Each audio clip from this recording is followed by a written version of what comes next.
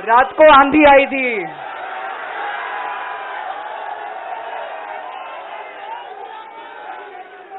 पिछले 20 घंटे में मैंने जो बातचीत करी है, कई बड़े बड़े एक्सपर्ट से बात की, चुनाव विश्लेषकों से बात की, सेफोलॉजिस्ट से बात की, जनता से बात की, फोन पे लोगों से।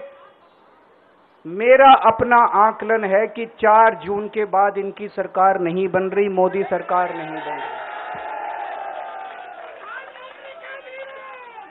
दोस्तों, अगर मैं गलत हूं तो मेरे को बताना। हरियाणा में इनकी सीट कम हो रही है, राजस्थान में कम हो रही है, कर्नाटक में कम हो रही है, दिल्ली में कम हो रही है, बिहार में कम हो रही है, महाराष्ट्र में कम हो रही है, कर्नाटक में कम हो रही है, बंगाल में कम हो रही है, झारखंड में कम हो रही है। बढ़ कहां रही है? यूपी में कम हो रही है।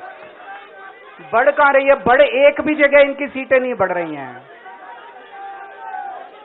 मेरा अपना मानना है, और सट्टा बाजार में भी वो जो चल रहा है, इनकी 220 से 230 के बीच में सीट आ रही है, उससे ज्यादा सीट नहीं आ रही है।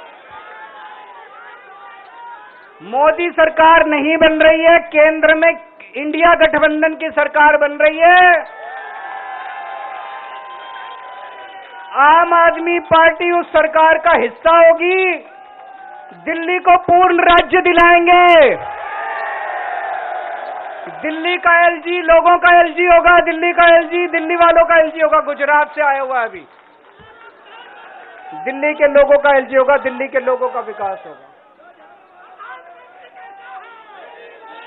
एक और पॉइंट है, जब मैं जेल के अंदर था तो कुछ लोगों ने यह मुद्दा उठाया, केजरीवाल सीएम पद से इस्तीफा क्यों नहीं देता।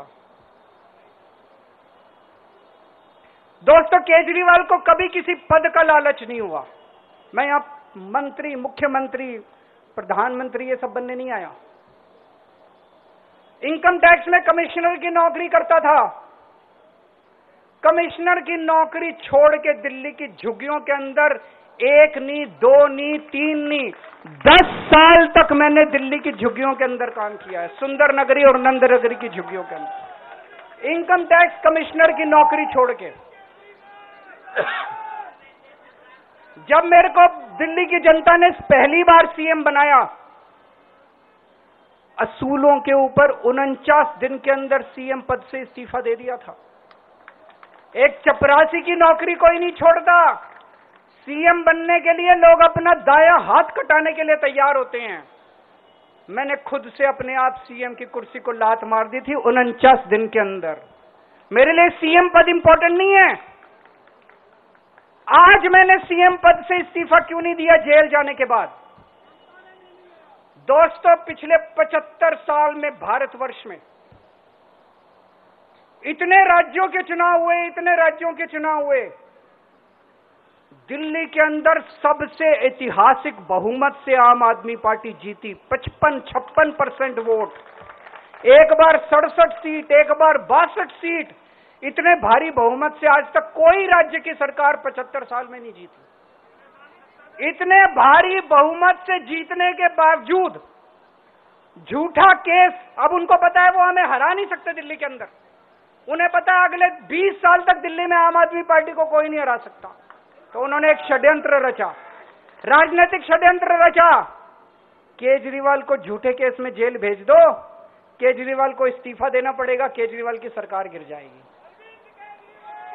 उन्होंने यह षड्यंत्र रचा। मैंने कहा मैं भी इस्तीफा नहीं दूंगा। तुम अगर जनतंत्र को जेल में कैद करोगे तो जनतंत्र जेल से चला के दिखाएंगे। दोस्तों, सरकार भी जेल से चला के दिखाएंगे। कतई इस्तीफा, तुम्हारे ट्रैप में फंसने वाले नहीं हम। ये अगर हेमंत सोरेन साहब को भी इस्तीफा नहीं देना चाहिए था, जेल से सरकार चलानी चाहिए थी। अगर हमने इस्तीफा दे दिया, ये तो बड़ा अच्छा है इनके लिए। जिस राज्य के अंदर ये चुनाव हारेंगे उसके मुख्यमंत्री को पकड़ के जेल में डाल दो, सरकार गिरा दो। उसके मुख्यमंत्री को पकड़ के जेल में डाल दो, सरकार। आज मैं अगर दिल्ली की जेल के अंदर रह के दिल्ली की जेल से इस्तीफा नहीं दे रहा, वो इस तानाशाही के खिलाफ संघर्ष कर रहा हूं, इसको समझ लेना आप लोग। केजरीवाल को किसी पद का लालच नहीं है। सीएम तो 100 सीएम की कुर्सी देश के नाम कुर्बान है दोस्तों। मुझे पता चला मेरे जेल जाने से बहुत लोग भावुक हुए, खासकर मेरी मां, बहनें, महिलाएं बहुत रोई, कईयों ने बहुत मन्नतें मांगी। मैं सबका बहुत बहुत शुक्रिया अदा करना चाहता हूं जिन लोगों ने अपनी दुआएं, करोड़ों लोगों ने अपनी दुआएं भेजी हैं। पूरी दुनिया भर से करोड़ों लोगों ने दुआएं भेजी।